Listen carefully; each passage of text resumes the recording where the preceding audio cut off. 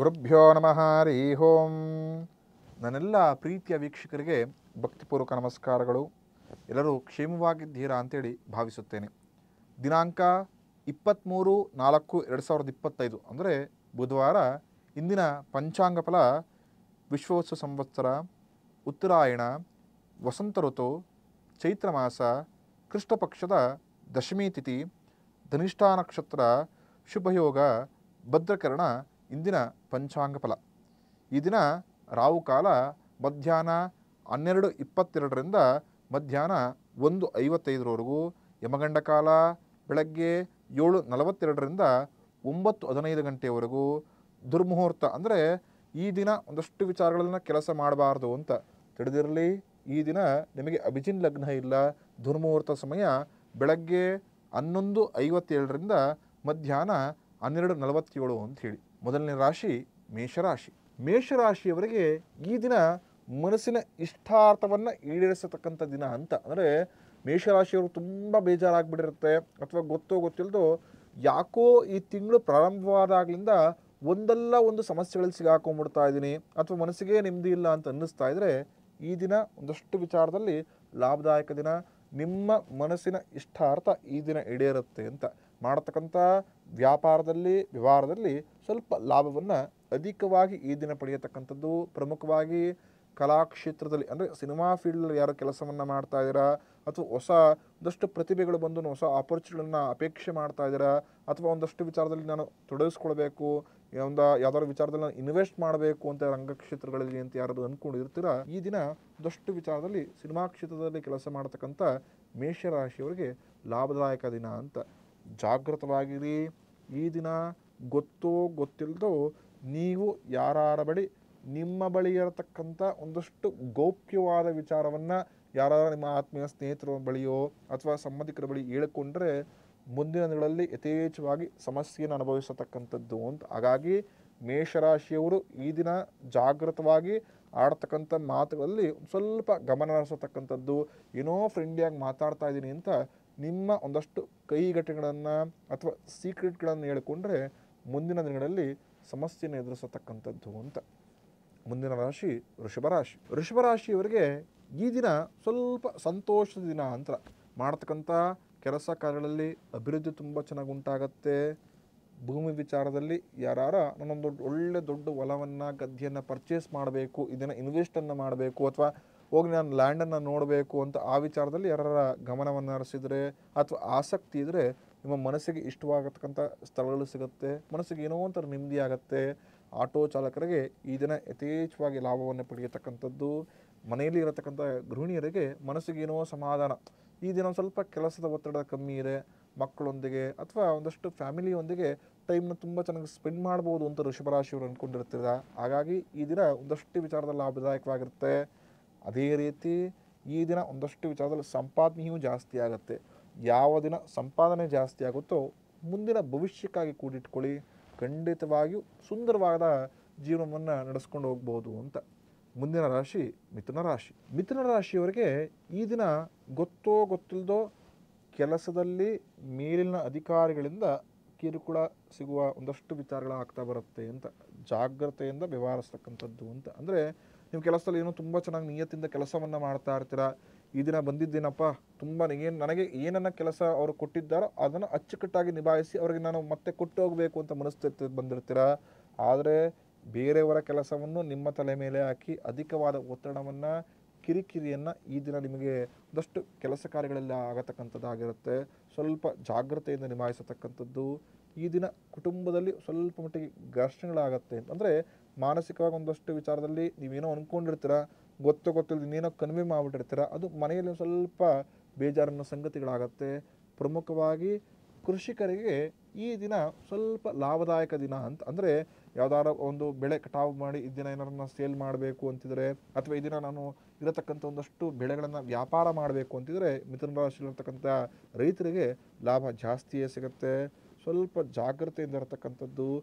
ಯಾರು ಈ ದಿನ ಐಸ್ ಕ್ರೀಮನ್ನು ಅಥವಾ ಆ ಥರ ಪದಾರ್ಥಗಳನ್ನು ವ್ಯಾಪಾರ ಮಾಡ್ತಿರ್ತಾರೋ ಕೊಂಚ ಮಟ್ಟಿಗೆ ನಷ್ಟದ ಸಮಯದ ಕಡೆ ಹೋಗ್ಬೋದು. ಈ ದಿನ ಸ್ವಲ್ಪ ಜಾಗ್ರತೆಯಿಂದ ವ್ಯಾಪಾರ ಮಾಡತಕ್ಕಂಥದ್ದು ಅಂತ. ಮುಂದಿನ ರಾಶಿ ಕಟಕ ರಾಶಿ. ಕಟಕ ರಾಶಿಯವರಿಗೆ ಆರೋಗ್ಯದಲ್ಲಿ ಯಾರಿಗಾರ ಏರುಪೇರು ಇದ್ದರೆ ಈ ದಿನ ಅದು ಉಲ್ಬಣವಾಗತ್ತೆ ಅಂತ, ಅಂದರೆ ವಿಮುಖವಾಗತ್ತೆ ಅಂತ. ಕೊಂಚ ಮಟ್ಟಿಗೆ ಆರೋಗ್ಯದ ಮೇಲೆ ಜಾಗೃತಿ ಇರತಕ್ಕಂಥದ್ದು. ಭೂಮಿಯ ವಿಚಾರದಲ್ಲಿ ವ್ಯಾಜ್ಯಗಳಿದ್ದರೆ ಈ ದಿನ ಸ್ವಲ್ಪ ಪರಿಹಾರ ಸಿಗುತ್ತೆ, ಅಥವಾ ಪರಿಹಾರದ ದಾರಿ ಕಡೆಗೆ ನೀವು ಹೆಜ್ಜೆಯನ್ನು ಹಾಕತಕ್ಕಂಥದ್ದು ಅಂತ. ತುಂಬ ಜನಕ್ಕೊಂದು ಸಮಸ್ಯೆ ಇರುತ್ತೆ, ಯಾವುದಾದ್ರೂ ವ್ಯಾಜ್ಯದಲ್ಲಿ ಸಿಗಾಕೊಂಬಿಟ್ರೆ ಏನೋ ಬಗೆಹರಿಸ್ಕೊಳ್ಬೋದು. ಆದರೆ ಈ ಭೂ ವ್ಯಾಜ್ಯಗಳಲ್ಲಿ ಸಿಗಾಕೊಂಬಿಟ್ರೆ ವರ್ಷಾನುಗಟ್ಟಲೆ ಕಡೆ ಮನಸ್ಥಿತಿ ಹಾಳಾಗತ್ತೆ, ಹಾಳಾಗತ್ತೆ. ಅದೇ ರೀತಿ ಹಣಕಾಸು ಕೂಡ ಖರ್ಚಾಗತ್ತೆ. ಕಟಕ ರಾಶಿಯವರಿಗೆ ಈ ದಿನ ಒಂದಷ್ಟು ಸಮಸ್ಯೆಗಳಿಂದ ಹೊರಗಡೆ ಬರುವ ಒಂದಷ್ಟು ದಾರಿ ನೀವೇ ಕಂಡುಕೊಳ್ತೀರಾ. ಜಾಗ್ರತೆಯಿಂದ ನಿಭಾಯಿಸಿ ಒಂದಷ್ಟು ವಿಚಾರದಲ್ಲಿ ಲಾಭದಾಯಕವಾಗಿರುತ್ತೆ ಅಂತ. ಈ ದಿನ ಗೊತ್ತೋ ಗೊತ್ತಿಲ್ಲದೋ ಮನೆಯಲ್ಲಿ ಸಂತೋಷದ ದಿನ ಅಂತ, ಅಂದರೆ ಮನೆಯವರ ಸಹಾಯದಿಂದ ಹೊಸ ಕೆಲಸವನ್ನು ಪ್ರಾರಂಭಿಸೋಕ್ಕೆ ಏನೋ ಒಂಥರ ಉತ್ಸುಕತೆ ನಿಮಗೆ ಜಾಸ್ತಿ ವೃದ್ಧಿ ಆಗುತ್ತೆ, ಮನಸ್ಸಿಗೆ ಸಮಾಧಾನಕ್ಕಾಗಿರುತ್ತೆ. ಕ್ರೀಡಾ ಕ್ಷೇತ್ರದಲ್ಲಿ ಯಾರು ಸಾಧನೆಯನ್ನು ಮಾಡಬೇಕು ಅಂತ ಅಂದ್ಕೊಂಡಿರ್ತೀರ, ಒಂದು ಆ ಹಸಿವಿರುತ್ತೆ, ಸಾಧಿಸಬೇಕೆಂಬ ಹಸಿವಿರುತ್ತಲ್ಲ, ಅವರಿಗೆ ಈ ದಿನ ಖಂಡಿತ ಒಳ್ಳೆಯ ದಾರಿ ಸಿಗುತ್ತೆ, ಒಳ್ಳೆಯ ಗುರುಗಳ ಅನುಗ್ರಹವಾಗತ್ತೆ ಅಂತ. ಸಿಂಹರಾಶಿಯವರಿಗೆ ಈ ದಿನ ಮಾಡತಕ್ಕಂಥ ಕೆಲಸಗಳಲ್ಲಿ ಲಾಭದಾಯಕ ದಿನ ಅಂತ. ಅಂದರೆ ತುಂಬ ಜನಕ್ಕೆ ಅನಿಸ್ಬಿಟ್ಟಿರುತ್ತೆ, ಇಲ್ಲಿ ಸಂಪಾದನೆ ಮಾಡ್ತೀನಿ, ಇಲ್ಲಿ ಖರ್ಚನ್ನು ಮಾಡ್ಕೊಳ್ತಾ ಇದ್ದೀನಿ, ಸಂಪಾದನೆ ಕೈಯಲ್ಲಿ ನಿಲ್ತಾ ಇಲ್ಲ ಅಂತ ಸಿಂಹರಾಶಿಯವರು ಏನಾದ್ರು ಅಂದ್ಕೊಳ್ತಾ ಇದ್ದರೆ ಈ ದಿನ ಒಂದಷ್ಟು ವಿಚಾರದಲ್ಲಿ ಸಂಪಾದನೆ ಅಧಿಕವಾಗಿ ಮಾಡ್ಕೊಳ್ತೀರಾ.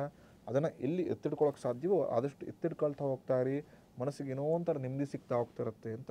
ಗೊತ್ತೋ ಗೊತ್ತಿಲ್ಲದೋ ಈ ದಿನ ಭೂಮಿ ವಿಚಾರದಲ್ಲಿ ವ್ಯಾಜ್ಯಗಳು ಸಿಗಾಕೊಳ್ತೀರ. ಅದು ಪಿತ್ರಾರ್ಜಿತ ಆಸ್ತಿಗಳೇನಾರು ಇದ್ದರೆ ಈ ದಿನ ಏನಾರು ನಾನು ಅದನ್ನು ಸೇಲ್ ಮಾಡಬೇಕು ಅಂತಿದ್ರೆ, ಅಥವಾ ಅದನ್ನು ಸೇಲ್ ಮಾಡೋಣ ಅಥವಾ ಅಂಥ ವಿಚಾರಗಳಲ್ಲಿ ನೀವೇನಾರ ಮುಂದಿಡಬೇಕು ಅಂತ ಇವತ್ತು ಹೆಜ್ಜೆ ಅಂತ ಇಟ್ಕೊಳ್ಬೇಕು ಅಂತಿದ್ರೆ ಜಾಗ್ರತೆಯಿಂದ ವ್ಯವಹರಿಸಿ.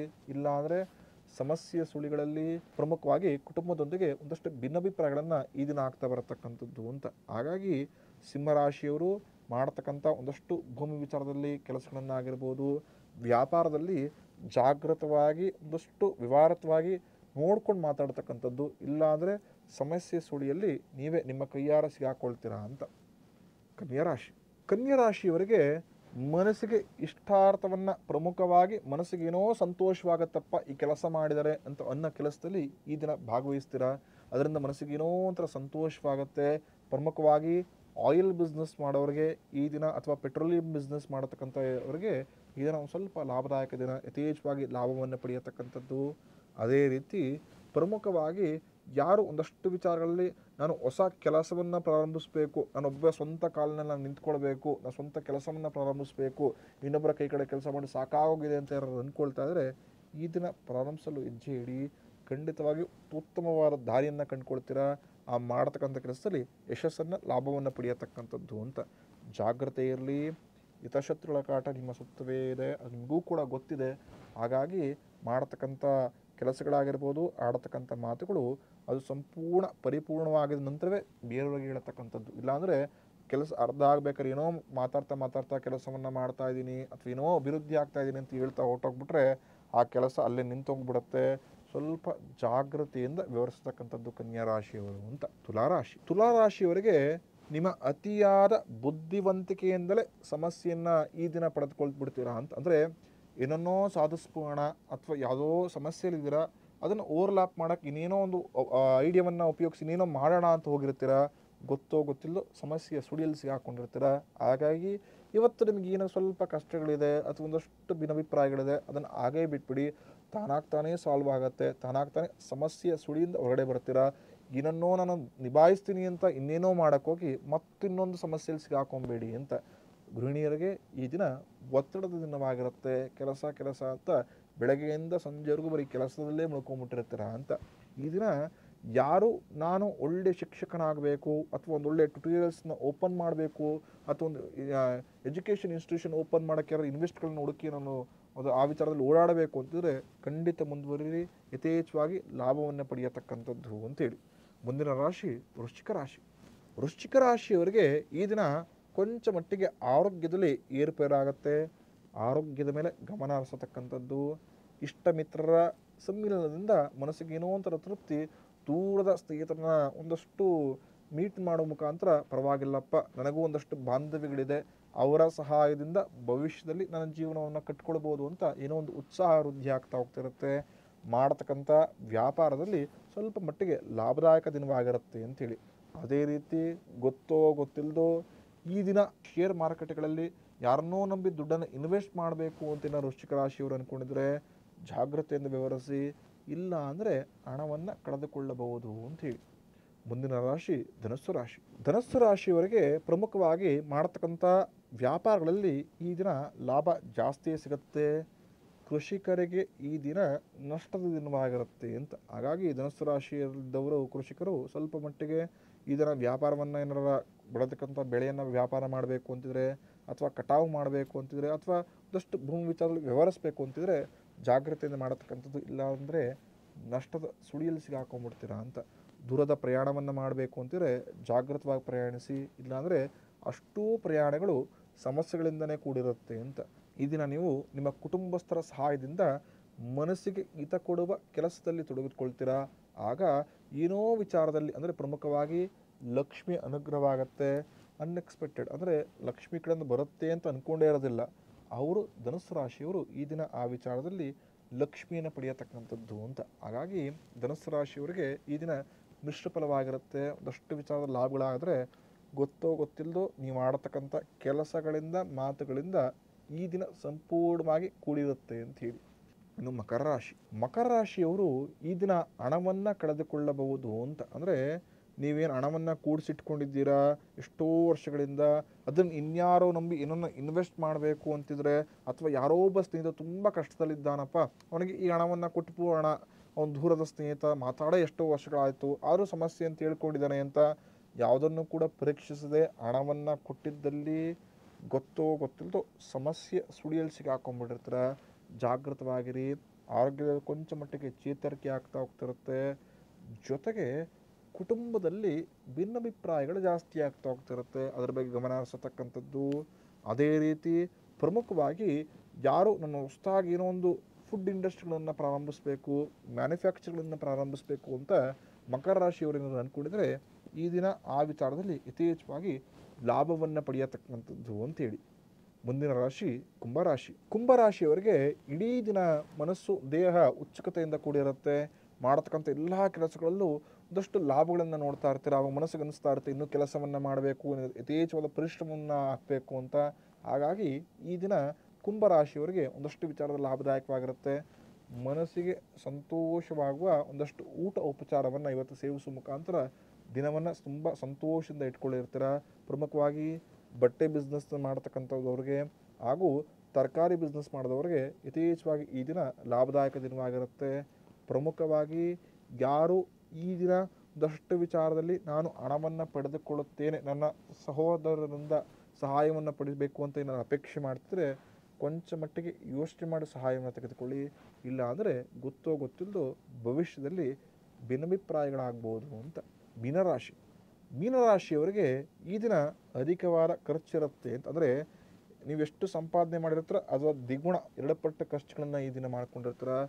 ಹಣವನ್ನು ವ್ಯವಹರಿಸಬೇಕಾದ್ರೆ ಅಥವಾ ವಸ್ತುಗಳನ್ನು ತೆಗೆದುಕೊಳ್ಬೇಕಾದ್ರೆ ಕೊಂಚ ಮಟ್ಟಿಗೆ ಅದು ನನಗೆ ಅವಶ್ಯಕತೆ ಇದೆಯಾ ಅಂತ ಯೋಚನೆ ಮಾಡಿ ತೆಗೆದುಕೊಳ್ಳತಕ್ಕಂಥದ್ದು. ಇಲ್ಲದಿದ್ದರೆ ಅನ್ನೆಸೆಸರಿ ಹಣವನ್ನು ಈ ದಿನ ಕಳೆದುಕೊಳ್ಬೇಕಾಗಿರುತ್ತೆ ಅಂತ. ಆರೋಗ್ಯದಲ್ಲಿ ಕೊಂಚ ಮಟ್ಟಿಗೆ ಏರುಪೇರಾಗಿರುತ್ತೆ. ಇಡೀ ದಿನ ಒತ್ತಡ ಹಾಗೂ ಟೆನ್ಷನ್ಸ್ಗಳಿಂದ ಕೂಡಿರುತ್ತೆ. ಹಾಗಾಗಿ ಮಾಡತಕ್ಕಂಥ ಕೆಲಸದ ಮೇಲೆ ಸ್ವಲ್ಪ ಮಟ್ಟಿಗೆ ಜಾಗೃತೆಯಿಂದ ಮಾಡತಕ್ಕಂಥದ್ದು. ಇಲ್ಲ ಅಂದರೆ ನಿಮ್ಮ ಕೈಯಾರ ನೀವೇ ಅಲ್ಲಿ ಸಮಸ್ಯೆಗಳನ್ನು ತಂದ್ಕೊಂಡ್ಬಿಡ್ತೀರಾ ಅಂತ ಮೀನರಾಶಿಯವರು. ತುಂಬ ಜನ ಕೇಳ್ತಿರ್ತಾರೆ, ಗುರುಗಳೇ ಈ ಸಾಲದ ಸುಳಿಯಲ್ಲಿ ನಾನು ಸಿಗಾಕೊಂಡ್ಬಿಟ್ಟಿದ್ದೀನಿ, ಅಥವಾ ಸಾಲನೇ ಮಾಡದೆ ನಾನು ಹೇಗೆ ಜೀವನವನ್ನು ಕಟ್ಕೊಳ್ಬೋದು, ತುಂಬ ಚೆನ್ನಾಗಿ ಲಕ್ಷ್ಮಿ ಅನುಗ್ರಹವನ್ನು ಪಡ್ಕೊಳ್ಬೋದು ಅಂತ. ಅಂದರೆ ಮೊದಲು ನಾವು ಮನೆಯನ್ನು ಯಾವ ರೀತಿ ನೀಟಾಗಿ, ದೇವ್ರ ಮನೆಯನ್ನು ಯಾವ ರೀತಿ ನೀಟಾಗಿ ಇರ್ತೀವೋ ನಾವು ಅಷ್ಟೇ ನೀಟಾಗಿರಬೇಕು ಅಂತೇಳಿ. ಅಂದರೆ ತುಂಬ ಚೆನ್ನಾಗಿರೋ ಬಟ್ಟೆಗಳನ್ನು ಧಾರಣೆ ಮಾಡಬೇಕು, ಶುಭ್ರವಾದ ಒಂದಷ್ಟು ವಸ್ತುಗಳನ್ನು ಧರಿಸ್ತಾ ಹೋಗಬೇಕು. ಆವಾಗ ಲಕ್ಷ್ಮಿ ಅನುಗ್ರಹ ತುಂಬ ಆಗತ್ತೆ ಅಂತ. ಒಂದು ತಿಳಿದಿರಲಿ, ಯಾರೂ ಕೂಡ ಬೇರೆಯವರು ಅಂದರೆ ಬಳಕೆ ಮಾಡಿರ್ತಕ್ಕಂಥ ಪಾದರಕ್ಷೆಗಳನ್ನು, ಶೂಗಳನ್ನು ಧಾರಣೆ ಮಾಡಬಾರ್ದು ಅಂತ. ತುಂಬ ಜನಕ್ಕೆ ಒಂದು ಕೆಟ್ಟ ಅಭ್ಯಾಸ ಇರುತ್ತೆ. ಯಾರೋ ಆತ್ಮೀಯ ಸ್ನೇಹಿತರೋ ಅಥವಾ ತುಂಬ ಒಂದು ಅಣ್ಣ ತಮ್ಮನೋ ಅಥವಾ ಯಾರೋ ಒಬ್ಬರು ಒಂದು ಸ್ಲಿಪ್ಪರ್ಗಳನ್ನು ಒಂದಷ್ಟು ದಿನ ಹಾಕ್ಕೊಂಡಿರ್ತಾರೆ. ಆ ಸ್ಲಿಪ್ಪರ್ ಮೇಲೆ ಇವ್ರಿಗೇನೋ ಮನಸ್ಸಾಗ್ಬಿಟ್ಟಿರುತ್ತೆ. ಆ ಸ್ಲಿಪ್ಪರ್ನ ತೆಗೆದುಕೊಂಡು ಬಂದು ನಾನು ಹಾಕ್ಕೊಳ್ತೀನಿ ಅಂತ ಇದಿಸ್ಕೊಂಬಂದು ಹಾಕ್ಕೊಳ್ತಾ ಹೋಗ್ತೀರಾ. ಗೊತ್ತೋ ಗೊತ್ತಿಲ್ಲದೋ ಸಾಲದ ಸುಡಿಯಲ್ಲಿ ಹಾಕ್ಕೊಂಡ್ಬಿಟ್ಟಿರ್ತೀರಾ ಅಂಥೇಳಿ. ಅದೇ ರೀತಿ ಯಾರು ಪ್ರಮುಖವಾಗಿ ಲಕ್ಷ್ಮಿ ಬಂದಾಗ ಅನ್ನೆಸೆಸರಿ ಖರ್ಚನ್ನು ಮಾಡ್ತಾ ಹೋಗ್ತಿರ್ತಾರೋ ಗೊತ್ತೋ ಗೊತ್ತಿಲ್ಲದೋ ಭವಿಷ್ಯದಲ್ಲಿ ಸಾಲ ಸುಳಿಯಲ್ಲಿ ಸಿಗಾಕೊಂಡ್ಬಿಟ್ಟಿರ್ತೀರ ಅಂತ. ಅಂದರೆ ಲಕ್ಷ್ಮಿ ಬರ್ತಾ ಹೋಗ್ತಿರ್ತಾಳೆ, ನೀವು ಎಷ್ಟು ಬರ್ತಾ ಇದ್ರೂ ಕೂಡ ಗೊತ್ತೋ ಗೊತ್ತಿಲ್ಲದೋ ಅದನ್ನು ಸೇವಿಂಗ್ಸನ್ನು ಮಾಡದೆ ಅನ್ನೆಸೆಸರಿ ಖರ್ಚು ಮಾಡ್ತಾ ಹೋಗ್ತಿರ್ತೀರೋ ಅವರಿಗೆ ಭವಿಷ್ಯದಲ್ಲಿ ಸಾಲವೆಂಬ ಸುಳಿಯಲ್ಲಿ ಸಿಗಾಕೊಂಡ್ಬಿಟ್ಟಿರ್ತಾರೆ ಅಂತ. ಹಾಗಾಗಿ ಪ್ರತಿನಿತ್ಯ ಸ್ನಾನವನ್ನು ಮಾಡ್ಕೊಳ್ಳಿ, ಒಳ್ಳೆಯ ಬಟ್ಟೆಗಳನ್ನು ಧಾರಣೆ ಮಾಡಿ, ಖಂಡಿತವಾಗಿಯೂ ಸಾಲದ ಸುಳಿಯಲ್ಲಿ ಸಿಗಾಕೊಳ್ಳೋದಿಲ್ಲ. ಬೇರೆಯವರ ಪಾದರಕ್ಷೆಗಳನ್ನು ಧಾರಣೆ ಮಾಡೋಕ್ಕೆ ಹೋಗಬೇಡಿ, ಆವಾಗ ಸಾಲದ ಸುಳಿಯಲ್ಲಿ ಸಿಗಾಕೊಳ್ಳೋದಿಲ್ಲ. ಅದೇ ರೀತಿ ಹಸಿರು ಬಣ್ಣದ ಪರ್ಸನ್ನು ನೀವು ಬಳಸ್ತಾ ಹೋಗಿ, ಅದರಲ್ಲಿ 2-3 ಚಕ್ಕೆಯನ್ನಾಗಿರ್ಬೋದು ಅಥವಾ ಲವಂಗವನ್ನು ಇಟ್ಕೊಳ್ತಾ ಹೋಗಿ, ಖಂಡಿತವಾಗಿಯೂ ಲಕ್ಷ್ಮಿ ಅನುಗ್ರಹವಾಗುತ್ತೆ. ಸಾಲವೆಂಬುದು ದೂರದ ಮಾತುಗಳಾಗಿರುತ್ತೆ. ನಾಳೆ ಸಂಚಿಕೆಯಲ್ಲಿ ಯಾರು ಗುರುಬಲವನ್ನು ಪಡೆದುಕೊಳ್ಳದೆ ಸ್ವಲ್ಪ ಒದ್ದಾಡ್ತಿದ್ದೀರ, ಕಲ್ಯಾಣ ಆಗ್ತಾ ಇಲ್ಲ, ಮಾಡತಕ್ಕಂಥ ಕೆಲಸದಲ್ಲಿ ಯಶಸ್ಸು ಸಿಗ್ತಾ ಇಲ್ಲ, ಗುರುವಿನ ಅನುಗ್ರಹವಾಗಬೇಕು, ಗುರುಬಲ ಬರಬೇಕು ಅಂತ ಅಂದ್ಕೊಂಡಿದ್ದೀರ, ಅವರಿಗೆ ನಾಳೆಯ ಸಂಚಿಕೆಯಲ್ಲಿ ಗುರುವಿನ ಬಲವನ್ನು ಹೇಗೆ ವೃದ್ಧಿ ಮಾಡ್ಕೊಳ್ಬೋದು ಅಂತೇಳಿ ತಿಳಿಸಿಕೊಡುತ್ತೇನೆ. ಆ ಭಗವಂತ ಈ ದಿನ ನಿಮಗೆ ಮನಸ್ಸಿನ ಎಲ್ಲ ಇಷ್ಟಾರ್ಥಗಳನ್ನು ಈಡೇರಿಸಿಕೊಡಲಿ. ಶುಭಮಸ್ತು. ನಮ್ಮ ಕನ್ನಡ ಫೇಸ್ಬುಕ್ ಪೇಜ್ ನ ಲೈಕ್ ಮಾಡಿ, ಯೂಟ್ಯೂಬ್ ಚಾನೆಲ್ ನ ಸಬ್ಸ್ಕ್ರೈಬ್ ಮಾಡಿ. For more updates click on the bell icon. ನಮ್ಮ ಕನ್ನಡ ಡಿಜಿಟಲ್ ಮೀಡಿಯಾ.